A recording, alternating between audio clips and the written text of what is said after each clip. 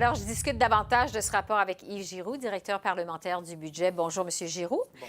Vous prévoyez donc un ralentissement économique cette année. Est-ce que vous jugez que l'économie canadienne, quand même, est en bonne santé? Oui, somme toute en très bonne santé, malgré qu'on prévoit un ralentissement de la croissance économique. On prévoit aussi un rebond en 2020. Ouais. Donc, on prévoit un ralentissement qui est somme toute léger, rien de bien préoccupant. Et c'est surtout relié à la baisse des produits pétroliers, du prix des produits pétroliers Ouais. canadiens à la fin de 2018. Ce qui a un impact sur l'ensemble de l'économie et c'est ce qui réduit un peu la croissance. Oui. Parmi les autres risques sur l'économie canadienne, vous craignez entre autres une diminution des exportations canadiennes. Vous pensez à quoi au juste? On pense à, c'est un risque, donc on pense à une montée des tensions protectionnistes. On n'a pas besoin d'aller bien loin, on Non. regarde uniquement au sud de la frontière et Président c'est un Trump. facteur de risque qui pourrait causer des surprises désagréables pour l'économie canadienne et pour l'ensemble de l'économie, en fait. Donc, il va falloir voir qu'est-ce qui va se passer au Exactement. cours des prochains mois. Pour ce qui est de l'endettement des ménages, ça fait un bon bout de temps que le gouvernement nous répète qu'il est inquiet de l'endettement des familles canadiennes. Qu'est-ce qui vous inquiète au juste? Ce qui est inquiétant, c'est le niveau d'endettement. Donc, les ménages canadiens sont endettés à raison d'environ 175 de leurs revenus disponibles. Donc, ils ont presque 2 fois leurs revenus en dette, C'est énorme. ce qui est énorme. Puis ça, c'est la moyenne. Donc, il y a des gens qui sont encore plus endettés que ça. Il y a un certain niveau de dette qui est compréhensible. C'est normal de s'endetter pour acheter une maison. Mais avec le niveau qu'on voit, ça rend les ménages très vulnérables à la moindre augmentation des taux d'intérêt.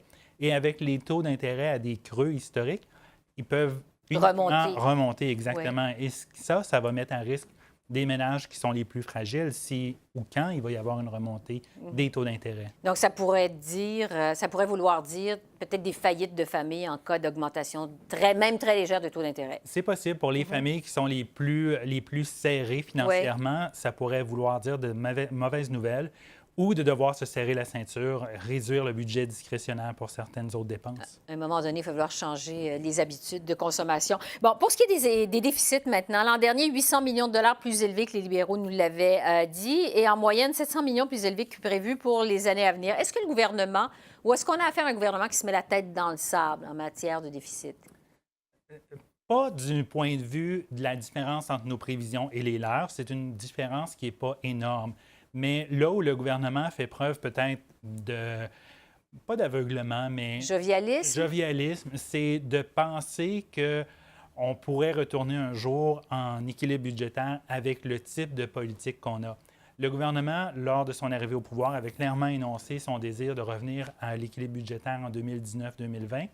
Le gouvernement n'a jamais formellement abandonné cette cible-là, mais dans les faits, l'a abandonné. On voit qu'à chaque fois qu'une marge de manœuvre financière se dégage, le gouvernement s'empresse de la dépenser. Donc, on se retrouve avec des déficits qui sont toujours autour d'à peu près 14-15 milliards de dollars.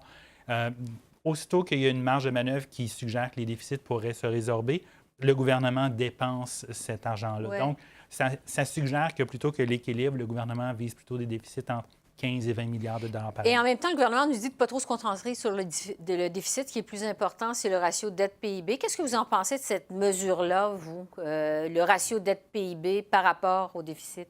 C'est une mesure qui est très, très appropriée parce que ça met en perspective la taille des déficits, mais surtout dette-PIB, la taille de la dette, en proportion de l'économie. On a publié un rapport en septembre 2018 qui montre qu'avec les politiques actuelles, les finances fédérales sont en bonne santé. Donc, il n'y a pas de catastrophe imminente, même s'il y a des petits déficits qui sont enregistrés année après année, en raison de la croissance économique qui est prévue. Donc, ce n'est pas une mauvaise mesure, mais cela étant dit, ça ne nous protège pas d'une récession profonde si jamais il devait avoir quelque chose d'aussi brutal qu'en 2008. Et juste un mot là-dessus, parce qu'on nous dit que cette dette, ce ratio de dette-PIB diminue. Est-ce qu'il diminue vraiment à la lumière de ce que vous constatez? Oui, il diminue vraiment parce que l'économie continue de croître plus vite que la dette. Donc, le ratio dette-PIB diminue puisque le dénominateur, pour ceux qui sont forts en mathématiques, le dénominateur augmente plus vite que le numérateur. Donc, la taille de l'économie, ça croît plus vite que la taille de la dette. Donc, en proportion, la dette devient un petit peu moins importante à chaque année. Et ce ratio, donc, diminue. En terminant, on est à 6 mois des élections, à moins de 6 mois même des élections fédérales. Vous avez aussi évalué plus d'une dizaine de promesses ou de mesures qui ont été annoncées dans le dernier budget de M. Morneau au mois de mars.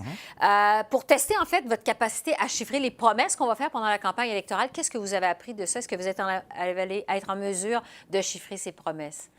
On est en très bonne mesure, en très bonne position pour chiffrer les promesses qui vont être faites pendant la campagne électorale. C'était d'ailleurs le but d'estimer les coûts, indépendamment, estimer les coûts du budget, de certaines mesures du budget 2019. Et notre capacité a été testée. On a fait comme si on avait ces mesures-là sans détail précis ou sans les estimer le coût. Et on a été capable d'estimer les mesures. On en a fait 11, puis on arrive à des estimés qui sont assez près de ceux du ministère des Finances. Dans certains cas, il y a des différences, mais on en a discuté avec les fonctionnaires du ministère des Finances. Et ces différences-là s'expliquent par des hypothèses qui étaient légèrement différentes. Et on est totalement confiant que l'exercice de détermination des coûts des promesses électorales va être un succès pour nous. C'est donc ce que vous allez faire pendant la campagne électorale? Vous allez évaluer, chiffrer le coût des promesses? À la demande des partis politiques, c'est maintenant inscrit dans la législation depuis 2017 qu'on peut estimer le coût des promesses électorales des partis politiques. On ne peut pas le faire de notre propre initiative. Il faut que les partis politiques nous le demandent. Et oui, on est en mesure de le faire. Alors, on va sûrement vous recevoir à plusieurs reprises au cours de la campagne électorale pour parler justement de ces coûts, de ces promesses, comment on chiffre ces promesses. Merci beaucoup, M. Giroux. Merci. Bonne fin de journée. Au revoir. Au revoir.